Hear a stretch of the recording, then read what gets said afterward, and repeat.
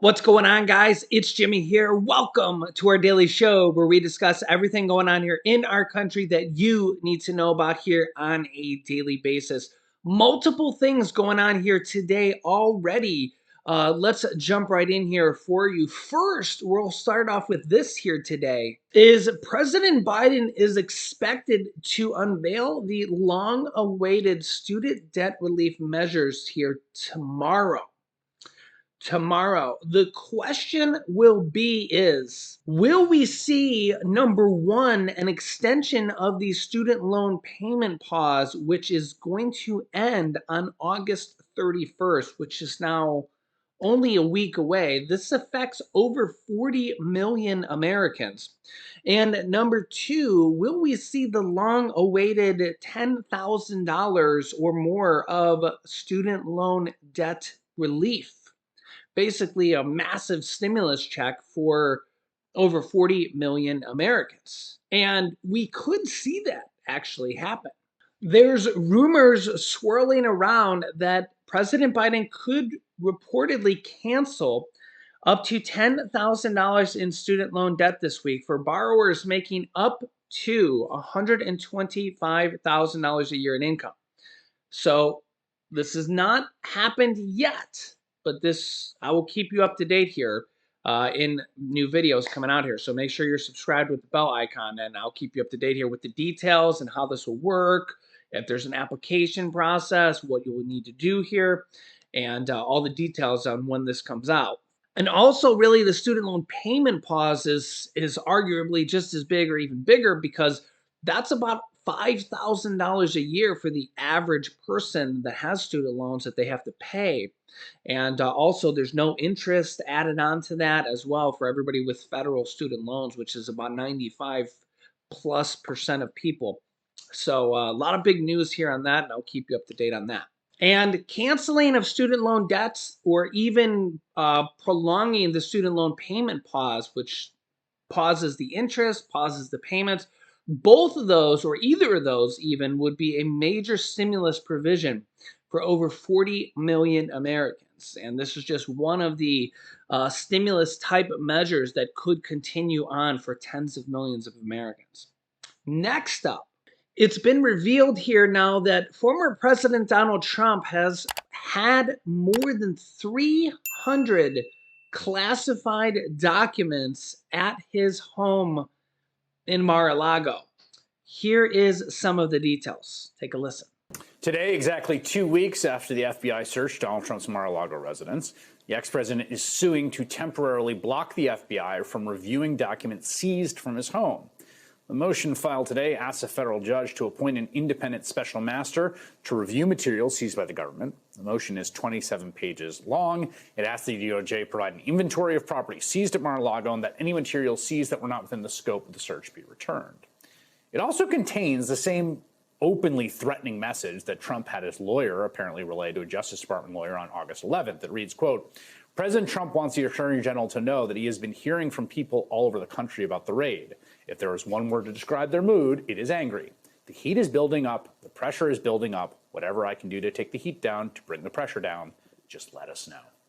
Congressman Eric Swalwell is a Democrat of California, a member of the House Intelligence Committee, and he joins me now.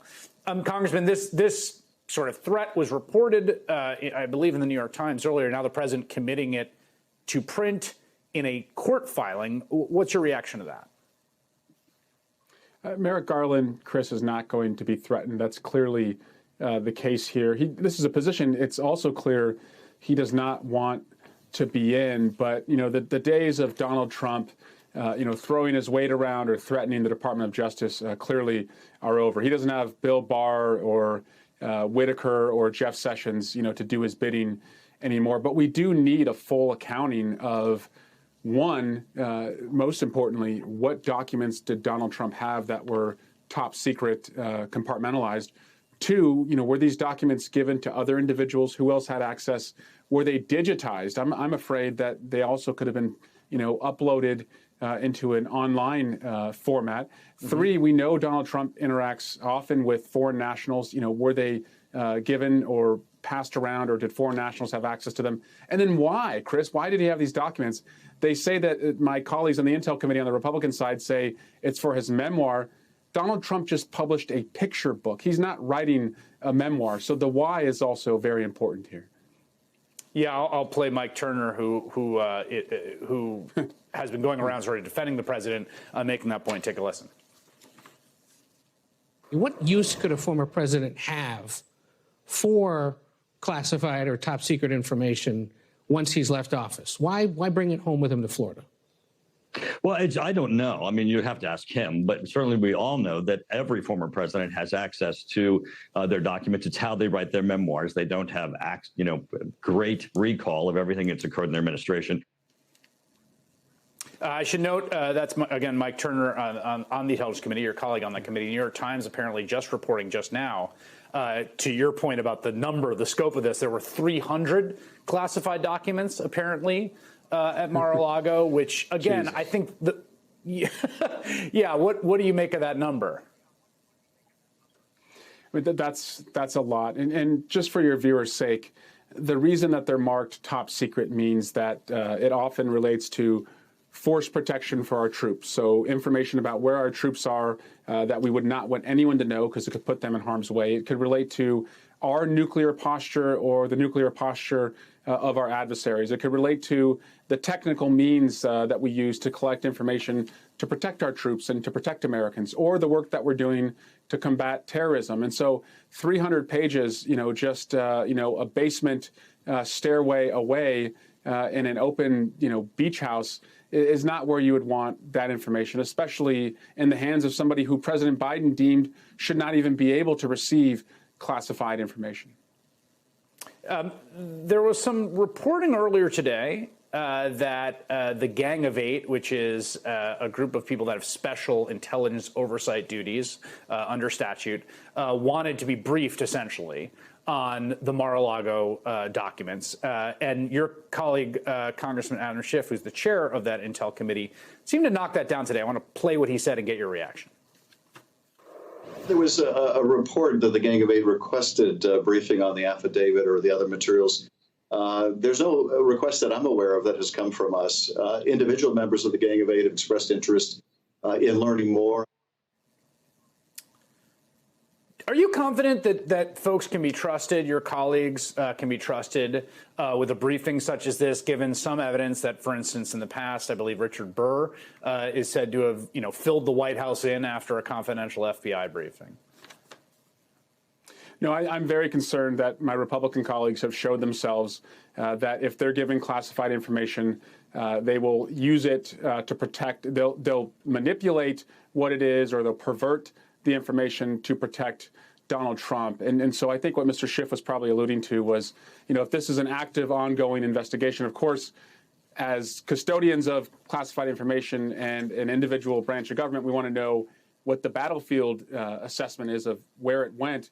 We also don't want to jeopardize an independent investigation. And by the way, Chris, all of the moves that have taken place as it relates to this investigation have been at the request of Donald Trump. The FBI didn't publicize the search. Donald Trump was the one that acknowledged the search. The FBI was not the one that said, let's make all of this public. Donald Trump said this should all be public. And so Merrick Garland and the DOJ said, fine. And now it's Donald Trump who wants the affidavit to be out there. So every damaging piece of information that hurts Donald Trump is at his own request.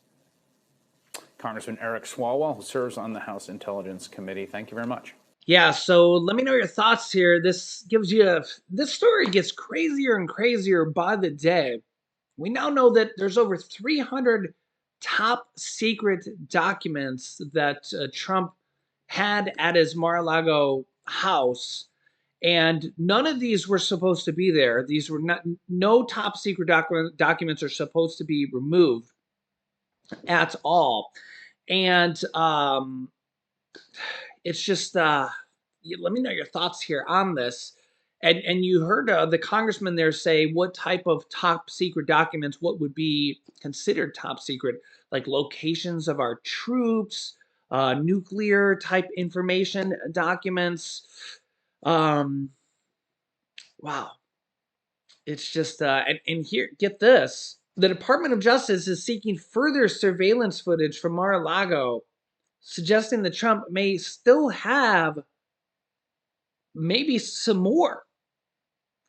Maybe some more. And remember that this was the second time around that they had to, well, really the first time that they had to go in there with a warrant. But remember that, months ago, they retrieved top secret documents and Trump held on to all these extra boxes and didn't just give them back. Could there be even more now that, and you would think that he would just give them back and say, all right, listen, guys, there's a few more, just take them back. I don't want to go through this again. There's a few more. Like, don't you think that would be the correct thing to do, as he knows this now? Do you think there's more there? Do you think there's more? Well, apparently, as we're learning more and more about this every single day, apparently Trump didn't want to give back some of this information. You can see here this headline: former President Donald Trump described boxes of classified documents as, quote, mine, and swatted away White House officials who tried to return documents from Kim Jong-un and former President Barack Obama, reports now say. The cliff notes here say the U.S. government reclaimed 300 plus classified documents from Trump's, the New York Times is reporting. The National Archives spent much of 2021 trying to retrieve the government property, the outlet says. So this is not just happening now all of a sudden. They've been trying to do this here for a while. But Trump reportedly described the items as mine and resisted efforts to return the materials. This is after the Trump moved items from the Oval Office, where they had been residing for several months. The National Archives spent a good deal of 2021 trying to recover them. Two former White House officials who were tasked with representing the former president, so I think he was from the Trump administration, to the National Archives, were contacted by the agency and tried to secure the documents' return. But Trump rejected their efforts, calling the boxes of the documents mine, 3 advisors told the outlet. Yeah, so let me know your thoughts here on this. This is really turning into a major thing here, and we'll just have to see where this is going to go. It feels like this is getting bigger and bigger by the day, and I really don't even know where this is going to end up. You can let me know where you think here in the comments. Also, let me know if you're in Texas and you're dealing with this. You can see here, heavy rains cause historic and deadly flooding here in Texas, prompting high water rescues here today. You can see this this flooding here in Texas. Wow, that's a lot of rain. You don't normally typically see this type of flooding. You don't normally think of this down in Texas, where it's hot and you would think dry, but this is happening here today in northern Texas. So let me know, and my thoughts and prayers go out to anybody dealing with that. Let me know if you're affected, and if you lost power, or you're literally dealing with massive flooding. Also, here in today's episode of You Can't Make This Stuff Up, a super cute 2-headed cat is making its way here on social media. A post from a Jackson County animal shelter getting major attention here today. You don't see this very often, but this is true. This is a real life animal. You can see the pictures here. Wow. God works in mysterious ways. Take a look at that. It says a 2-headed cat has been striking up conversations since Friday after a Facebook post from the Jackson County Animal Shelter.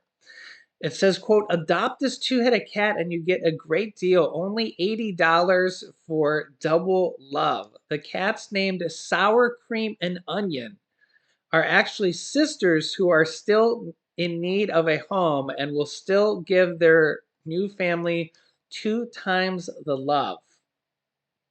Wow. But no, actually, upon further review, this is a little bit of a hoax because it's not actually a two-headed cat. It's actually 2 cats. But yeah, as our cats scamper around here, yeah, I thought that was a cute post of the day. Nope. My wife says they got me. They tricked her. So in exchange for our two-headed cat, we actually have a one-headed cat here. What do you think? A one-headed cat with double the fur. What do you think, Snowy? Snowy. Yeah. What do you think? He's our little baby teddy bear polar bear. What do you think, buddy? What do you think? Are you just gonna go to sleep right here? Look how big his eyes are. His eyes are as big as my eyes.